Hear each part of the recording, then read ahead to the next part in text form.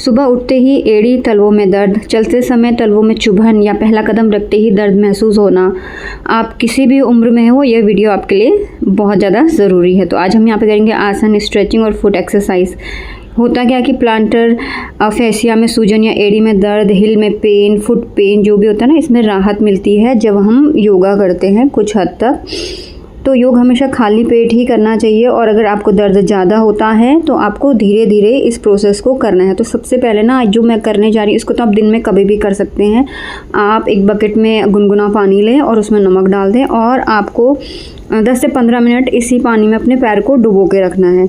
दूसरी एक्सरसाइज आपको ये करनी है, ये भी आप दिन के किसी भी समय कर सकते हैं। आपको एक तौलिया लेना है और उसको आपको अपने पाँवों के जो आगे उंगलियां हैं उनकी सहायता से इस तरह से अपने फोल्ड करते हुए आगे की तरफ लेके जाना होता है। इससे क्या होता है ना, एक्सरसाइज हो जाती है हमारी जो फिंगर्स होती हैं और अच्छे से होता है ब्लड सर्कुलेशन और वो एक्टिव हो जाती हैं जो हमारी नसें बंद हुई रहती हैं। इस तरह से फोल्ड कर देना। उसके बाद आप एक बॉटल ले सकते हैं या अपने घर का जो बेलन होता है ना या कोई भी पतली चीज़ ले सकते हैं। उसको कुछ इस तरह से पैरों से आगे पीछे रोल करना होता है। तो इस तरह से पैर फैलाते हुए आपको अपने पैरों को इस तरह से आगे की तरफ स्ट्रेच करना है। ऐसे आपके एंकल ज़मीन में ही टच होने चाहिए। इसको आगे की तरफ स्ट्रेच करना है और फिर इसको पीछे की तरफ लेके आना है। फिर आगे लेके जाना है, थोड़ी देर यहीं पे होल्ड करना है और फिर पीछे की तरफ लेके आना है, वहाँ पे भी होल्ड करना है। इसमें आपके पीछे की तरफ इस तरह से स्ट्रेच आना चाहिए, स्ट्रेच आना चाहिए, तभी आपको फ़ायदा होगा।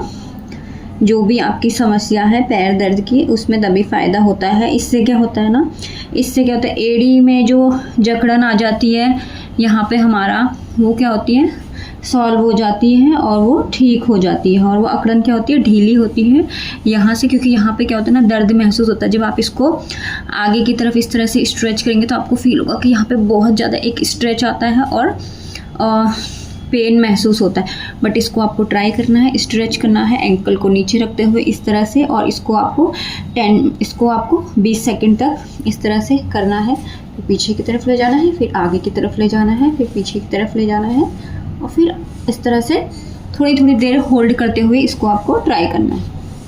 उसके बाद इसी में एक और एक्सरसाइज आती है जिससे कि क्या होता है, जिससे कि एड़ी की जो जकड़न होती है ना वो ठीक होती है। जैसे अकड़ जाती है बहुत बार तो वो भी ठीक होती हैं। तो हमें इस तरह से अपने पैर को घुमाना है राइट साइड में, दोनों पैरों को इस तरह से राउंड जैसा सर्कल बनाना है। ठीक है, इस तरह से बनाना है। 10 टाइम्स करना है हमको इसको, जैसे 1 2 3 4 5। तो इसी को हमें 10 टाइम्स करना है एक साइड और फिर दूसरी साइड भी इसी को 10 टाइम्स आपको रिपीट करना है। तो आपको यहाँ पे पेन महसूस होगा और उससे क्या होगा, जो भी हमारी ना एड़ी में अकड़न है जमी हुई सालों से, वो ढीली हो जाएगी और आपका जो पेन है उसमें आपको रिलीफ महसूस होगा।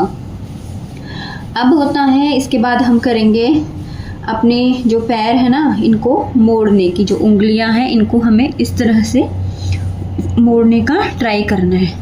मतलब यहाँ पे जो हमारी टोस की फिंगर्स है ना, इस पे हमको इन पे प्रेशर डालना है। तो इन पे प्रेशर डालने के लिए हम क्या करेंगे, तो उसके लिए हम क्या करते हैं, पैर तो हमारे वहीं पे रहते हैं, जो हमारे फिंगर्स होते हैं इसको हमको नीचे की तरफ, आपको इसको नीचे की तरफ पुश करना है।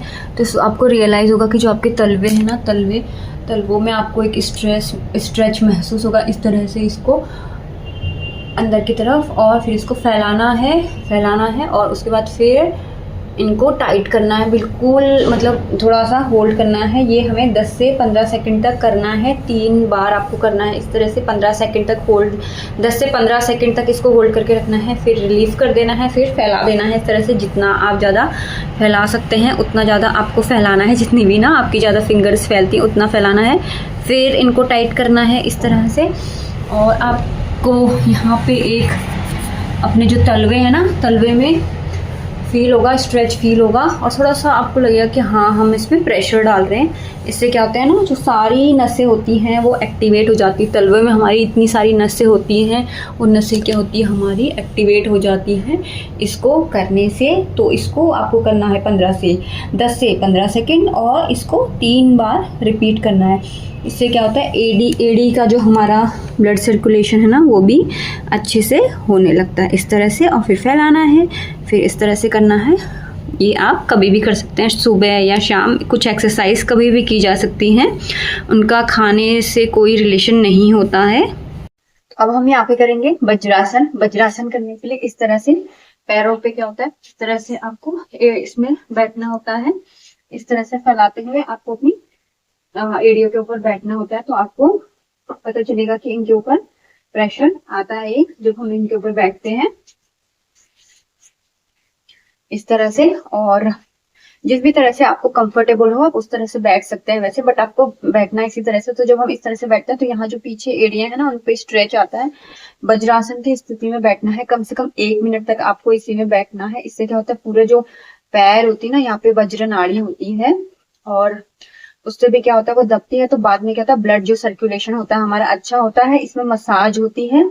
जो भी कुछ हमारी प्रॉब्लम्स होती है, मेनली वो प्रॉब्लम ब्लड सर्कुलेशन की वजह से ही हमें प्रॉब्लम फील हो रही होती है, तो वो क्या होती है, सॉल्व हो जाती है। तो मिनिमम आपको 1 मिनट तक इसमें बैठना है, और आप चाहें तो इससे भी ज्यादा बैठ सकते हैं वज्रासन की स्थिति में। तो हम 1 मिनट तक बैठते हैं इस तरह से। अब इसी के बाद इसी में हम दूसरी एक्सरसाइज करते हैं, जिसमें आपको पैर आगे फैलाने होते हैं। अब आपको नीचे की तरफ जितना भी आप जा सकते हैं, इस तरह से अपने जो तलवे हैं उनको इस तरह से खींचना है पीछे की तरफ। इन तलवों को पीछे की तरफ खींचना है हाथ से। अगर आप हाथ से नहीं खींच पा रहे हैं तो आप किसी कपड़े की सहायता से भी उनको पीछे की तरफ पुश कर सकते हैं। तो इस तरह से आप कोई भी कपड़ा ले लें, दुपट्टा या कोई भी स्कार्फ या कोई भी कपड़ा ले सकते हैं। और अगर आप यहाँ तक आपके हाथ नहीं पहुँचते हैं तो आप कपड़े की मदद से इस तरह से आपको पीछे की तरफ इसको पीछे की तरफ आपको खींचना है, पीछे की तरफ खींचना है अपने तलवों को। और एंकल्स आपके वहीं पे रहने चाहिए और आपको इसमें एक प्रेशर जैसा डालना है, ठीक है। नहीं तो और जिनके हाथ पहुंच जाते हैं यहाँ तक, तो उनको अच्छे से आपको इस तरह से स्ट्रेच करना है। पूरी तरह से आपके पैर स्ट्रेच होने चाहिए इस तरह से पीछे की तरफ। इस पे क्या होता है ना, पूरे इस एरिया में जो काल्फ एरिया होता है, जो हैमस्ट्रिंग एरिया होता है, ये भी आपका पूरा इसमें अच्छे से ब्लड सर्कुलेशन होने लग जाता है। क्योंकि बहुत बार समस्याएं ऊपर की तरफ से जुड़ी हुई होती हैं, तो वो भी धीरे धीरे सॉल्व होने लग जाती हैं। और जो तलवे हैं ना हमारे, तलवे, एड़ी, इन सब में एक खिंचाव आता है। तो इस तरह से आपको अपने तलवों को स्ट्रेच करना है।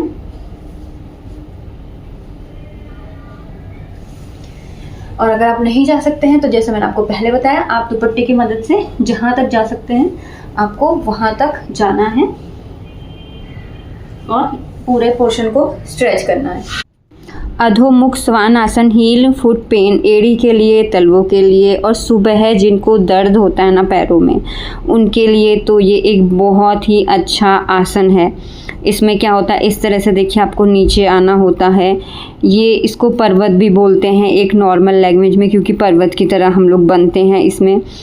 इसमें क्या होता है, एंकल आपका ऊपर उठा नहीं होना चाहिए, इसको आपको नीचे प्रेस करके रखना होता है। नी इसमें टाइट होनी चाहिए। इसमें बहुत अच्छा स्ट्रेच आता है एक पूरे ऑल ओवर आपके पैर में, हैमस्ट्रिंग में, काल्स में, एंड आपका जो पैरों के नीचे तलवे होते हैं ना, उसमें भी स्ट्रेच आता है। इसी में आपको कुछ देर रहना होता है। उसके बाद हम कर रहे हैं ताड़ासन, जो लेग, हिप और पैरों के लिए, अकड़न के लिए बहुत अच्छा होता है। एक संतुलन स्थापित होता है इसमें। हमको इसमें सांस लेते हुए ऊपर की तरफ जाना होता है और अपने पंजों पे बैलेंस बनाते हुए थोड़ी देर वहीं पे होल्ड करना होता है। उसके बाद सांस छोड़ते हुए पीछे की तरफ से हाथ को लेके आना होता है। अगर आपसे दोनों हाथों से स्टार्टिंग में बैलेंस नहीं बनता है तो आप एक हाथ से कर सकते हैं और पैरों के बीच में गैप ले आएँ। अगर आप पैरों के बीच में गैप ले आएंगे तो बैलेंस बनाना ईजी हो जाएगा। इससे जो आपकी पैरों की समस्या है ना, दर्द की, काफ़ी हद तक कम हो जाती है। आप धीरे धीरे आपको रियलाइज़ होगा कि जो आपकी प्रॉब्लम है ना, वो धीरे धीरे ठीक होने लग गई है। लेकिन आपको इसको करते रहना होगा 10 से 15 सेकंड तक 3 राउंड। तो अब हम यहाँ पे करेंगे शवासन। मिनिमम 2 मिनट तक शवासन करना है। तो शवासन करने के लिए, शवासन एक रिलैक्स पोजीशन होती है जिसमें अच्छी मात्रा में क्या होता है, ब्लड सर्कुलेट होता है बॉडी में। तो इसमें क्या होता है, इस तरह से आपको हाथ फैलाने होते हैं। हाथ आपके आधे बंद होने चाहिए इस तरह से, दोनों हाथ, और गर्दन सीधी, पैर इसमें खुले हुए होते हैं, हल्के खुले हुए, और हाथ भी खुले हुए एक रिलैक्स पोजीशन में इस तरह से इसमें लेटना होता है। के बीच में भी थोड़ा सा गैप होता है, बॉडी से थोड़ा सा गैप बना के रखते हुए हाथ जो हमारे इस तरह से आधे खुले हुए और आधे बंद इस तरह से होने चाहिए। रिलैक्स पोजीशन पे हमको इस तरह से रहना होता है शवासन की स्थिति में। इससे क्या होता है ना, अच्छी मात्रा में बॉडी में क्या होता है, ब्लड सर्कुलेशन होता है और बॉडी रिलैक्स होती है और स्ट्रेस हमारा कम होता है, जिससे क्या होता है हमारे हैप्पी हार्मोन्स रिलीज होते हैं और पेन में क्या होता है, छुटकारा मिलता है किसी भी तरह के पेन से।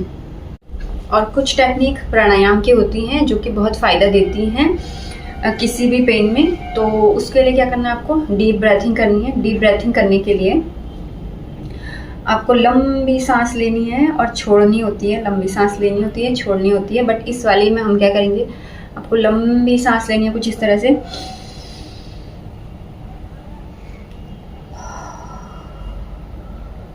और मुंह से आपको सांस छोड़नी है।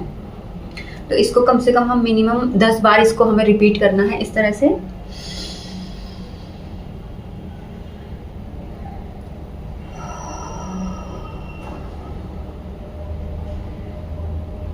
आप इसको ज़्यादा भी कर सकते हैं और 10 टाइम्स आपको मिनिमम इसको करना है।